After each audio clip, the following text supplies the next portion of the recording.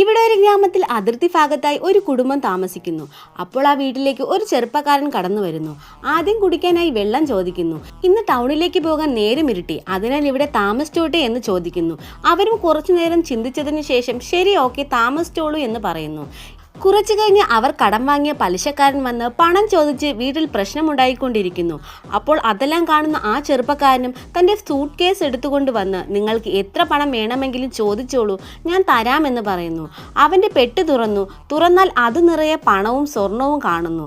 അത് കണ്ട് family full shock ആകുന്നു.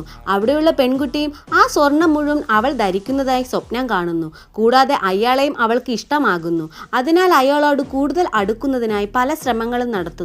അത് കാണുന്ന ആ പയ്യനും അവളെ വഴക്കു പറയുന്നു. എന്നാൽ സ്വർണം കണ്ട് ആർത്തിയായ അവൾ അന്ന് രാത്രി തന്നെ അവനെ കൊന്ന് ആ സ്വർണവും പണവും കൈക്കലാക്കണമെന്ന് അവളുടെ അമ്മയോട് പറയുന്നു. അവർ രണ്ടുപേരും ഇങ്ങനെ സംസാരിക്കുന്നത് അവളുടെ അച്ഛനും കേൾക്കുന്നു. സ്റ്റാർട്ടിങ്ങിൽ ഇത് വേണ്ടെന്ന് പറഞ്ഞ അയാൾ പിന്നെ സമ്മതിക്കുന്നു. ചെറുപ്പക്കാരനും എനിക്ക് കോഴിക്കറി കഴിക്കാൻ കൊതിയാവുന്നു, ഉണ്ടാക്കി തരുമോ എന്ന് ചോദിക്കുന്നു. അതിനാൽ തന്നെ അവരും കോഴിക്കറിയിൽ വിഷം വെച്ച് അവനെ കൊല്ലാൻ പ്ലാൻ ചെയ്യുന്നു. അവരും വിഷമെല്ലാം ഉണ്ടാക്കി കറിയിൽ ചേർക്കുന്നു.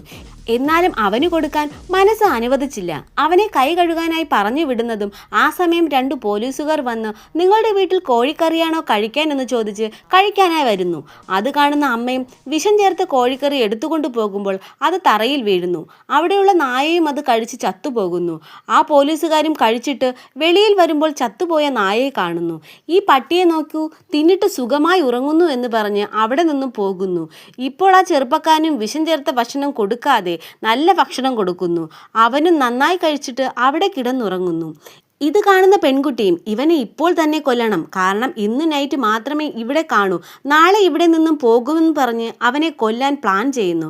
മറ്റൊരിടത്ത് അവളുടെ അച്ഛൻ മദ്യപിച്ചു കൊണ്ടിരിക്കുമ്പോൾ അടുത്ത് ഇരുന്ന ആൾ നിങ്ങളുടെ വീട്ടിൽ ഇന്ന് വന്ന ചെറുപ്പക്കാരൻ വേറെ ആരുമല്ല, ചെറുപ്പത്തിൽ വീട് വിട്ടുപോയ നിങ്ങളുടെ മകൻ എന്ന് പറയുന്നു. അയാളും തൻ്റെ മകനും എന്തെങ്കിലും പറ്റിക്കാണുമോ എന്ന് വിചാരിച്ച് വേഗത്തിലോടി വീട്ടിൽ വരുന്നു. എന്നാൽ അതിനു മുൻപേ അവനെ ആ പെൺകുട്ടി കഴുത്തറുത്ത് കൊല്ലുന്നു. അത് കണ്ട അയാളും അയ്യോ ഇത് നമ്മുടെ മകനാണെന്ന് പറഞ്ഞ് ഉറക്കെ കരയുന്നു. തൻ്റെ ചേട്ടനെ തന്നെ കൊന്നല്ലോ എന്ന് അവളും കരയാൻ തുടങ്ങുന്നു.